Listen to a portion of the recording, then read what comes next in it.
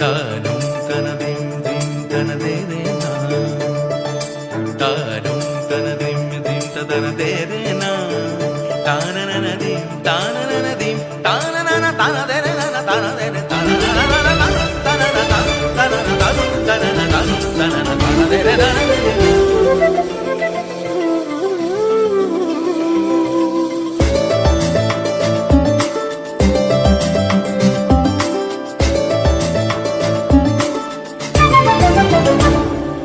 মনোমর মেঘের সঙ্গী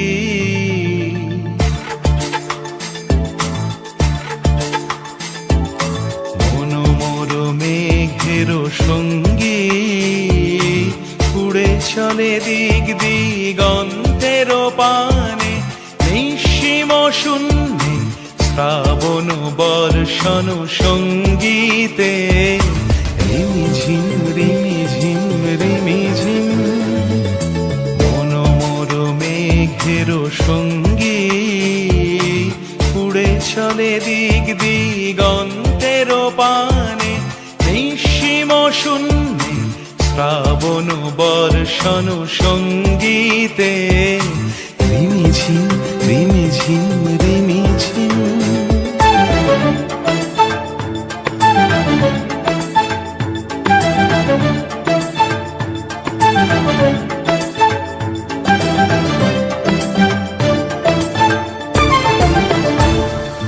মনোমর হংস বলাকার পাখায় যায় উড়ে, কচিত কচিত চকিত তড়িত আলোকে।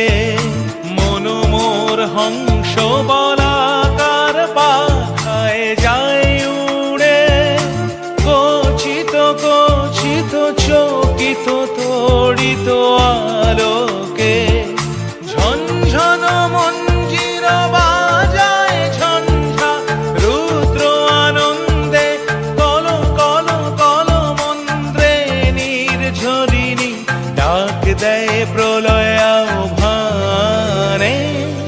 মনোমর মেঘের সঙ্গী উড়ে চলে দিক দিগন্তের পানে, নিঃসীম শূন্যে শ্রাবণ বর্ষণ সঙ্গীতে রিমিঝিম রিমিঝিম রিমিঝিম।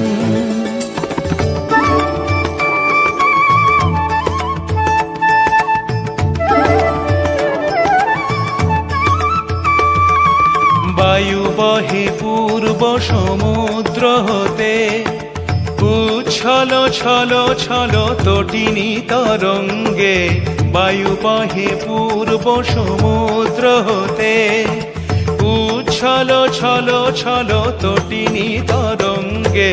মনোমর ধায় তারি মত প্রবাহে, কালো তমাল অরণ্যে।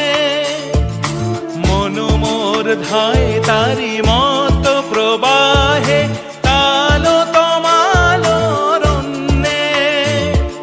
ক্ষুব্ধ শাখার আন্দোলনে মনোমর মেঘের সঙ্গী উড়ে চলে দিক দিগন্তের পানে, নিঃসীম শূন্যে শ্রাবণ বর্ষণ সঙ্গীতে রিমিঝিম রিমিঝিম রিমিঝিম রিমিঝিম রিমিঝিম রিমিঝিম রিমিঝিম রিমিঝিম। শ্রোতা বন্ধুরা, আপনারা শুনছেন 91.2 FM রেডিও সুন্দরবন। আর আজ চলে এসেছি বিশেষ একটি অনুষ্ঠানে। গত 25শে বৈশাখ শুক্রবার আমাদের কবিগুরু রবি ঠাকুরের জন্মজয়ন্তী ছিল এবং সেই জন্মজয়ন্তী উপলক্ষে টাকি পাবলিক স্কুলে দুষ্টু মিষ্টি ছাত্রছাত্রীদের নিয়ে রবীন্দ্র জয়ন্তী উৎসব আয়োজিত হচ্ছে। ইতিমধ্যে টাকি হাসনাবাদ স্কুল অনেকগুলো বাচ্চাদের এবং শিশু মনের শিক্ষার আলো জাগরিত করার জন্য অনেক স্কুল গড়ে উঠেছে। তার মধ্যে একটি অন্যতম স্কুল হচ্ছে টাকি পাবলিক স্কুল। আমরা পেয়ে গেছি আমাদের মাঝে সেই স্কুলের সম্মানীয় প্রিন্সিপাল শ্রী নেপাল চন্দ্র সর্দার মহাশয়কে। স্যার, আপনাকে 91.2 FM রেডিও সুন্দরবনের পক্ষ থেকে স্বাগত জানাচ্ছি। নমস্কার স্যার। প্রথমেই যেটা বলবো যে আপনাদের স্কুলের কজন বর্তমানে এখন শিক্ষক শিক্ষিকা আছে সেটা যদি আমাদেরকে বলেন। আমাদের স্কুলে বর্তমানে শিক্ষক শিক্ষিকা মিলে 7 জন আছেন। 7 জন আছে। কোন ক্লাস থেকে শুরু হয় এই শিক্ষা ব্যবস্থা? আমাদের নার্সারি থেকে শুরু হচ্ছে ক্লাস 8 পর্যন্ত। 8 পর্যন্ত।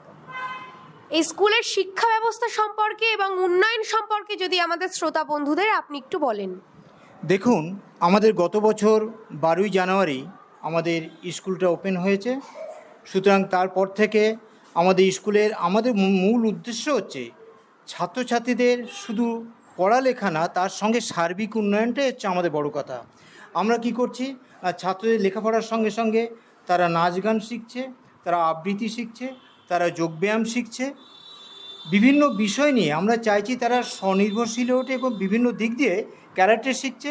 এই সবগুলো আমাদের বর্তমান আমাদের সিলেবাসে আমরা এগুলোকে অ্যাড করেছি।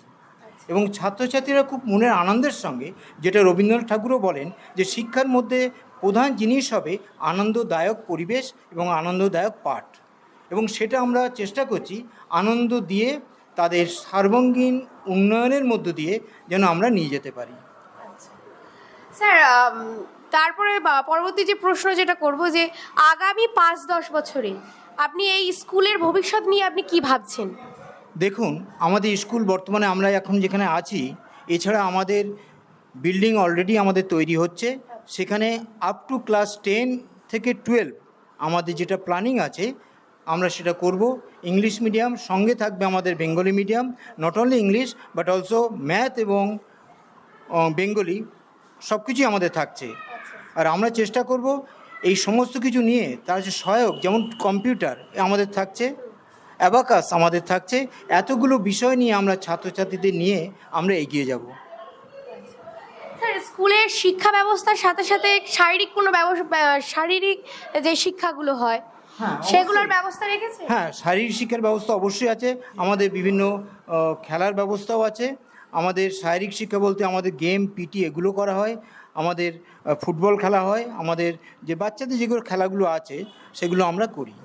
স্যার, অভিভাবকদের বাচ্চাদের পড়ার প্রতি মনোনিবেশ করার জন্য যে ভিতটা যে শুরু, সেখান থেকে যে বাচ্চাদের পড়াশোনার প্রতি আগ্রহ হওয়ার জন্য যে কৌশলটা দরকার, সেটা সম্পর্কে আপনি অভিভাবকদের কি বার্তা দিতে যাবেন?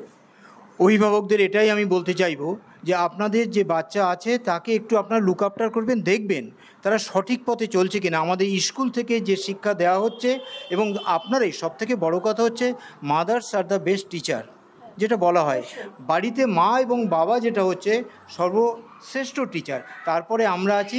আমরা চেষ্টা করব বাচ্চার সার্বিক উন্নয়ন, শুধু জ্ঞান অর্জনটাই নয়, জ্ঞান অর্জনের সঙ্গে সঙ্গে তার সৃজনশীলতা সেটাও দেখতে হবে, তার মানসিক শক্তি সেটা দেখতে হবে, শারীরিক শক্তি কতটা বৃদ্ধি পাচ্ছে সেটাও দেখতে হবে। অর্থাৎ আমরা চাইছি সার্বিক উন্নয়নের দিকে, এবং কোনো প্রেশার ক্রিয়েট না করে আনন্দদায়ক পরিবেশের মধ্য দিয়ে, আনন্দদায়ক মানে টোটালি লেসনটা হবে জয়ফুল লেসন।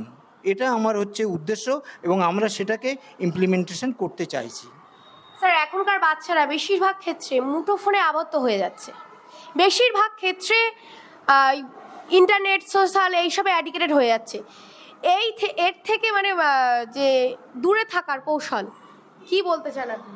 আমি বলবো যে সময় ওরা মানে আমাদের ছাত্রছাত্রীরা এই মোবাইলের উপরে বেশি আসক্ত হয়ে যাচ্ছে, সেই টাইমটাই যদি ওদের অন্য কিছু ক্রিয়েটিভিটি কিছু দেওয়া যায়, তাহলে কিন্তু that will be the best time and best try for them.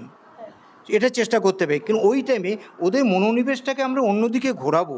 সেটা কিভাবে ঘোরাবো? বাট সেটা আমরা খেলার ছলে ঘোরাবো, আমরা ভালো জিনিস দিয়ে ঘোরাবো। তাহলে দেখবেন 2 দিন পরেই ওরা মোবাইলটাকে ছেড়ে দিতে বাধ্য হবে। এটা আমার বিশ্বাস।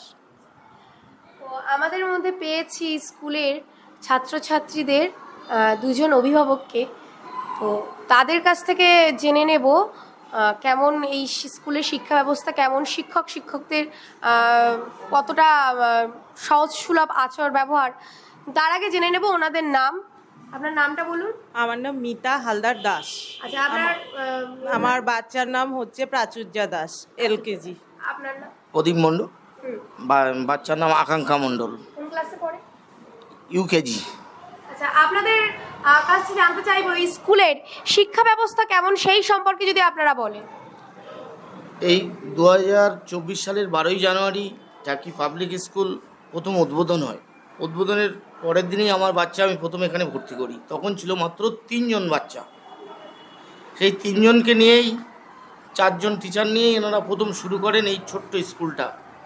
আজকে সেখান থেকে 18-20 জনের উপরে বাচ্চা হয়েছে এবং 40 জনের মতো বাচ্চা হয়েছে, এবং তাদের মাস্টারদের মানে আন্টিদের যেভাবে এনাদের বাচ্চাগুলোকে শেখাচ্ছে, মনে হয় এইভাবে যদি চলতে থাকে তাহলে এই স্কুলের বা আমাদের বাচ্চাগুলো আরও সুন্দর হতে পারে।